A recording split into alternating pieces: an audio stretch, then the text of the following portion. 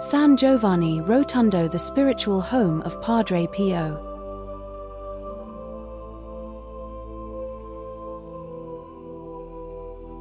Today, we're stepping away from our usual light-hearted travel adventures. And this isn't just a trip, but it's a journey of reflection, of faith, and of honoring one of the greatest figures of modern spirituality.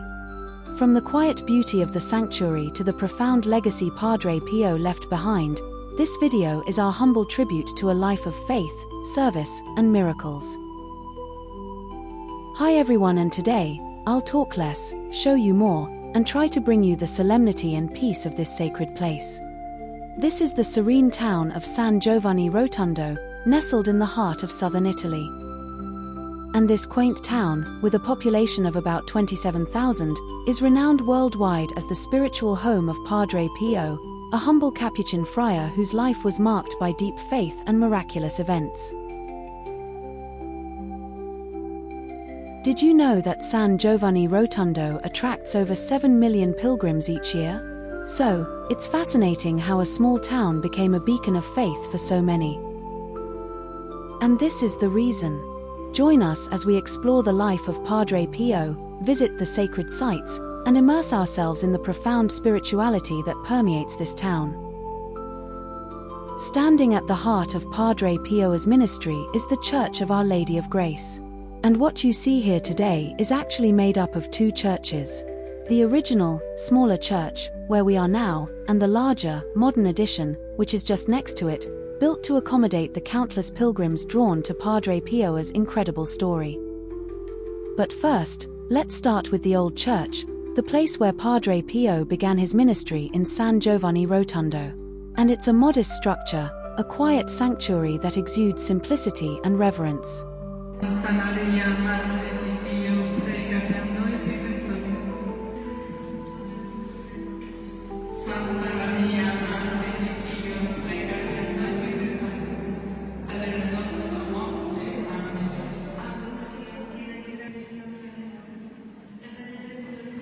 Connected to this small church is the modern sanctuary, an addition that reflects the sheer devotion of the millions who visit here each year.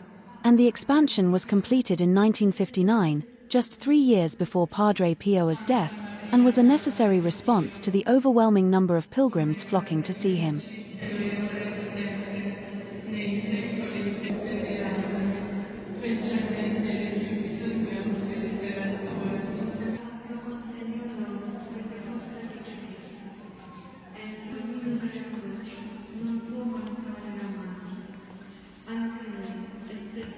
Here, you'll find a balance between old-world spirituality and modern architectural brilliance. And the sanctuary was designed to welcome the masses, yet it retains the solemn and prayerful atmosphere that makes this entire complex so moving.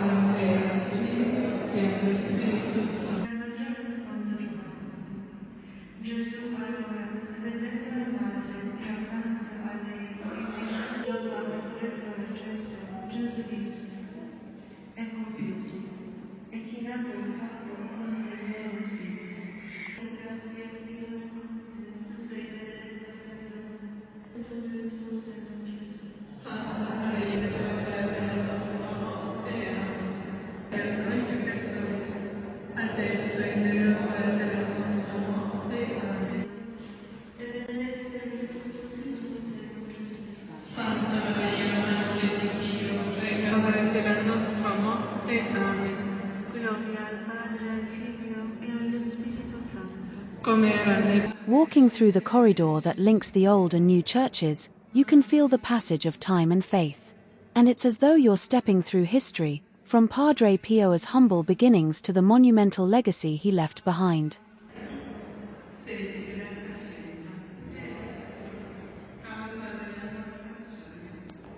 The tomb of Fra Daniele Natale, a close spiritual son of Padre Pio, is also located within the Church of Our Lady of Grace. Born in San Giovanni Rotondo in 1919, Fra Daniele dedicated his life to faith and service. And he entered the Capuchin order in 1933 and became a spiritual confidant to Padre Pio, learning to embrace suffering as a path to purification and sanctification.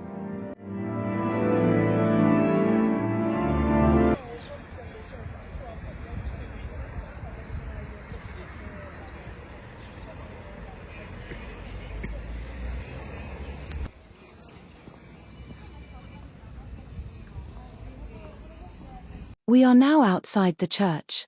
And I came out so that I can tell you more about the history of Padre Pio. And later in this video, I will bring you to a very special place called the Chapel of Relics, and it is where personal items of Padre Pio are on display. I will also bring you to visit the tomb of Padre Pio, and we will have the opportunity to take a short walk along what is called the Monumental Way of the Cross, on the hillside.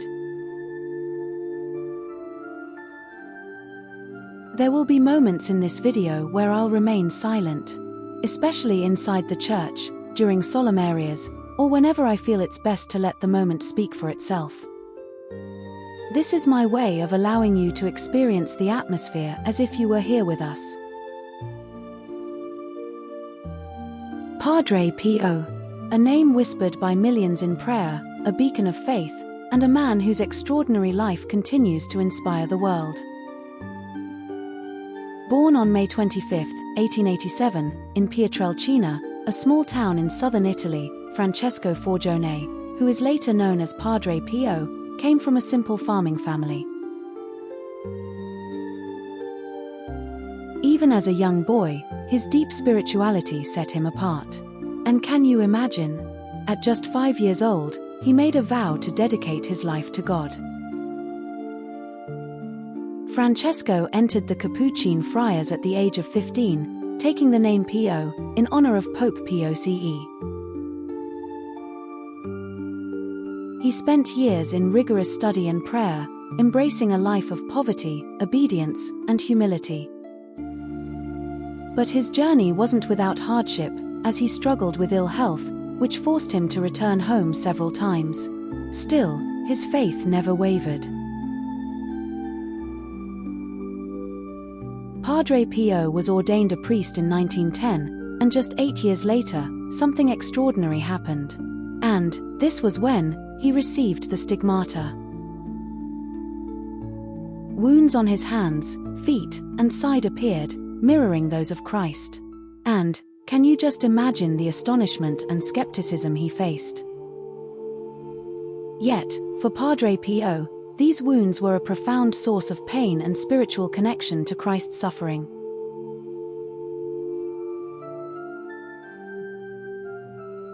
We are now in a small souvenir shop, located on the upper floor of the museum and the Chapel of Relics. From the side exit of this souvenir shop, there is a pathway that will lead you to the Chapel of Relics and the Museum of Padre Pio. They both offer a glimpse into Padre Pio's life, ministry, and the miracles attributed to him. Furthermore, the museum area was the location of Padre Pio's tomb before it was relocated to the new crypt in 2008. The Chapel of Relics is a solemn and sacred space located within the Church of Our Lady of Grace. It houses personal belongings of Padre Pio, offering visitors a tangible connection to the saint.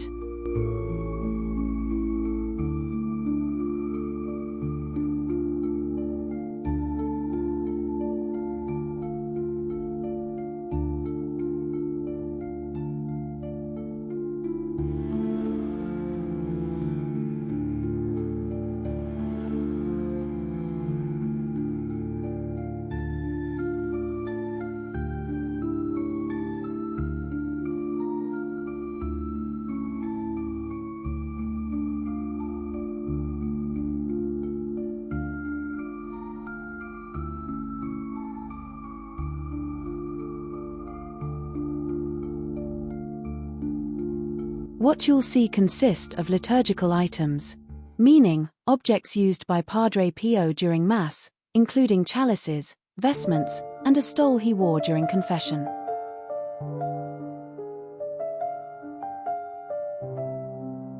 You will also see the crucifix, the very crucifix before which Padre Pio received the stigmata in 1918.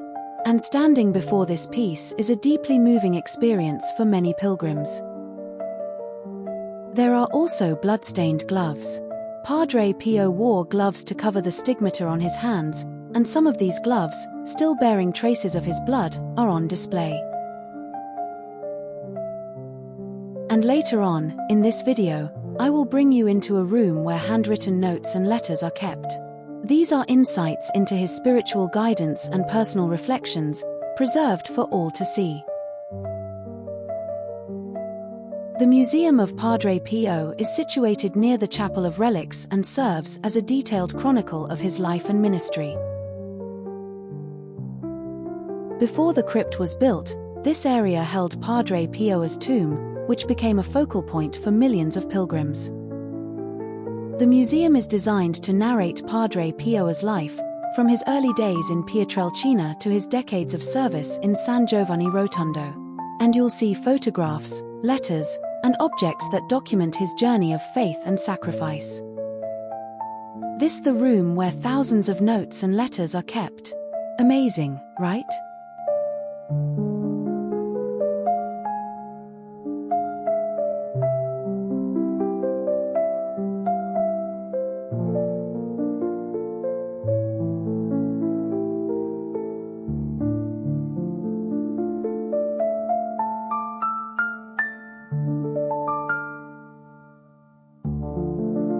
A section of the museum also highlights testimonies from people who have experienced miracles attributed to Padre Pio, further emphasizing his role as an intercessor for the faithful.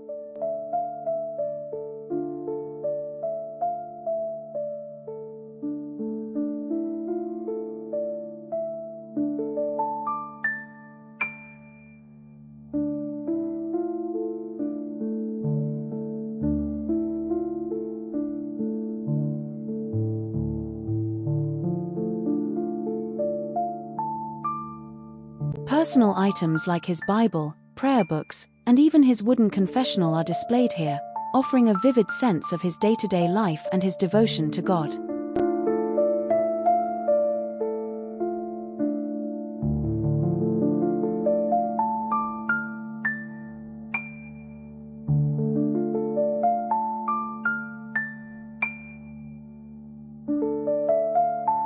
The museum also includes a reconstruction of Padre Pio's room where he lived, prayed, and ultimately passed away. This is one of the most moving and intimate parts of the museum, offering visitors a glimpse into the simplicity and austerity of his life. Padre Pio died on September 23, 1968, in his cell at the Capuchin Monastery.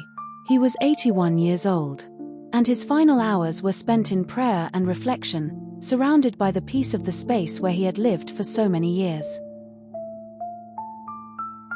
The room of the manifesto in the museum focuses on the rules and regulations that Padre Pio and his followers lived by, as well as a collection of documents that emphasize the guiding principles of his spiritual mission. The room of the manifesto displays the manifesto of the Capuchin order, Padre Pio's spiritual guidelines, as well as many of Padre Pio's letters and writings.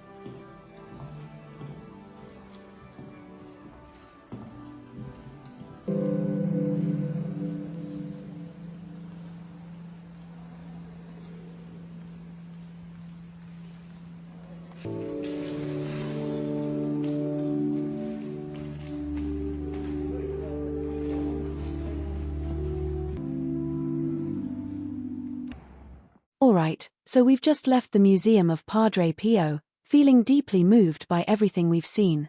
The simplicity of his room, the relics, and his life story preserved in such a meaningful way.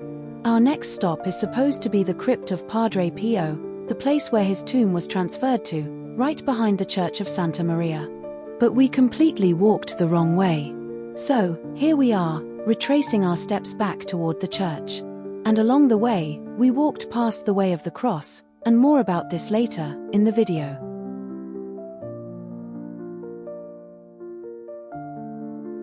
After retracing our steps and finally heading in the right direction, we found ourselves standing before the sanctuary of Saint Pio of Pietrelcina.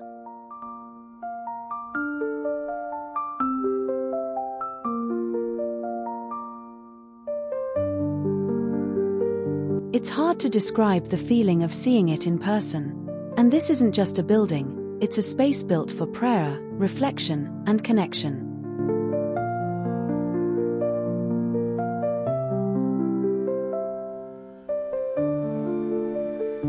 It was late in the evening, and the gentle lights of the Santuario cast a serene glow over the surroundings. And for a moment, we hesitated, worried that it might already be closed. But something about the calm and welcoming atmosphere encouraged us to approach. Unfortunately, we couldn't step inside the Santuario as it was already closed for the day. The sanctuary of Saint Pio is located about 125 kilometers east of Napoli, and it sits on a hill, providing a panoramic view of the surrounding Gargano National Park and the landscape of Apulia. And generally, the sanctuary is open between 6 a.m. to 7 p.m. For those traveling by train, San Giovanni Rotondo has a small train station, but many people prefer to take a train to Foggia and then continue by bus or taxi. There is also an airport in Foggia, which is 45 minutes away by car.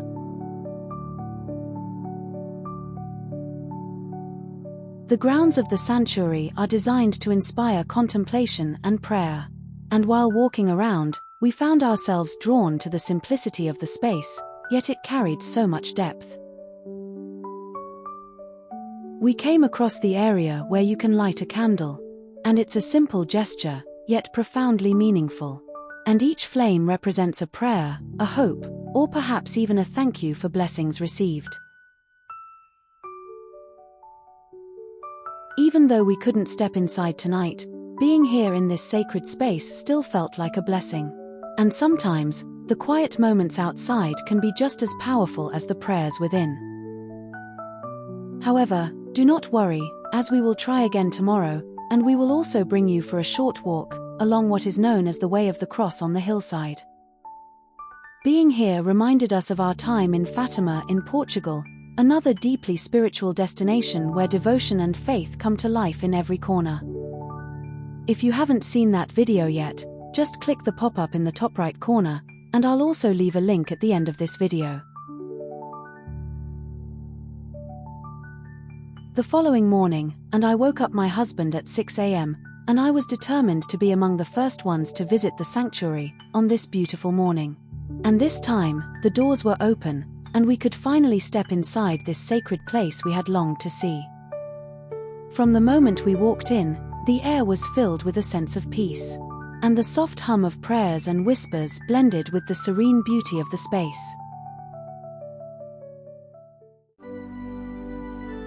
As we continued, we approached the elevator leading to the lower chapel, and the descent felt symbolic, as though we were journeying closer to the heart of Padre Pio's legacy. The lower chapel, with its golden tones and peaceful ambience, felt like a sacred haven.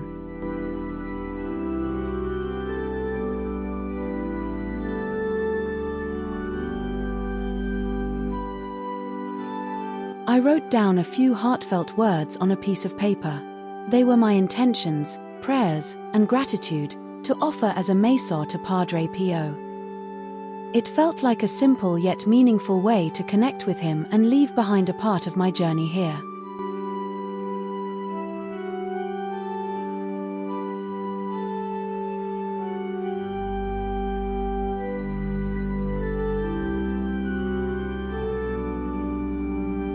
From the lower chapel, we followed the signs toward the crypt, the final resting place of Padre Pio. The pathway was lined with intricate details, each step reminding us of the countless pilgrims who had walked this path before us.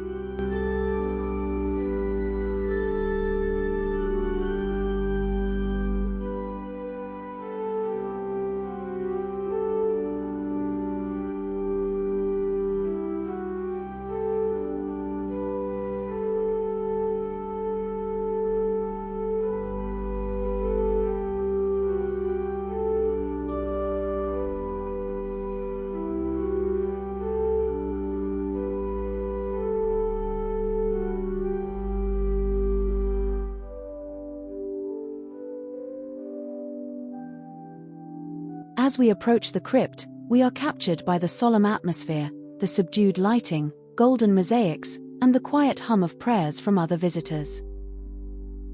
Later, once inside the crypt, you will see a room that is beautifully adorned with golden mosaics, and they seem to glow softly, reflecting the light of faith and devotion. And right at the center lies the tomb of Padre Pio, encased in glass, surrounded by floral offerings and the prayers of countless pilgrims. So time for me to stay quiet and let every detail you see from this point onwards guide you toward reflection and reverence.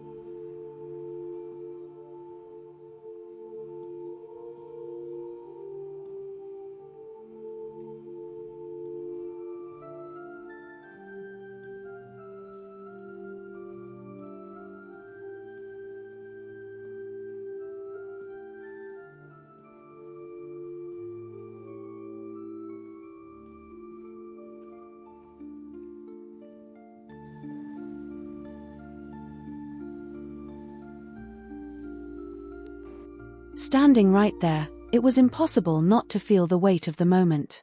And let me share this with you. Padre Pio's presence, even in his absence, is deeply felt. To be honest, this space isn't just a resting place, but it is also a testament to his life, his miracles, and the hope he continues to bring to millions around the world. I walked outside, in silence for a while, letting the solemnity of the space wash over me. This is a place where words feel unnecessary. I strongly believe that it is a moment to simply be present and connect with something far greater than ourselves. Beyond his spiritual duties, Padre Pio was also dedicated to alleviating physical suffering, and in 1956, he founded Casa Sollievo della Sofferenza, a state-of-the-art hospital, located just next door, and we walked past it earlier. As we left the serenity of the sanctuary, we made our way toward the Via Crucis Monumentale, a solemn path that stretches through the peaceful landscape, guiding pilgrims on a reflective journey. The air felt quieter here, the atmosphere more reverent.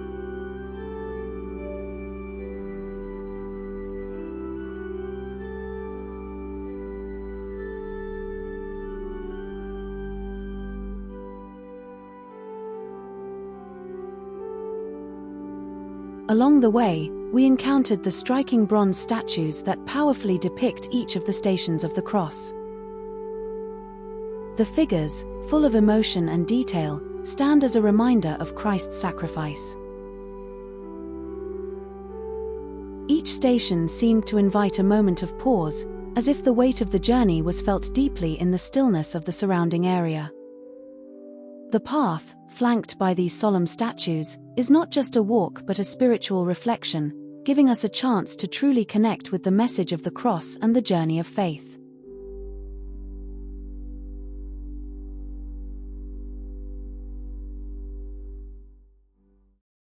Our journey through San Giovanni Rotondo has been one of reflection, reverence, and deep gratitude. Visiting the sanctuary of Padre Pio, standing at the site of his tomb, and walking along the way of the cross was a truly humbling experience. The museum, with its thousands of letters and all the other relics, created a place that calls for quiet moments, offering the space to reflect and connect on a deeper level.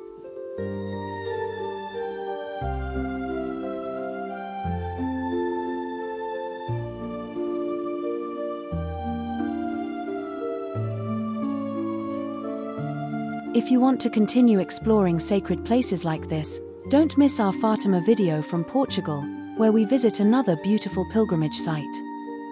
Click the link on your screen now, if you want to watch it.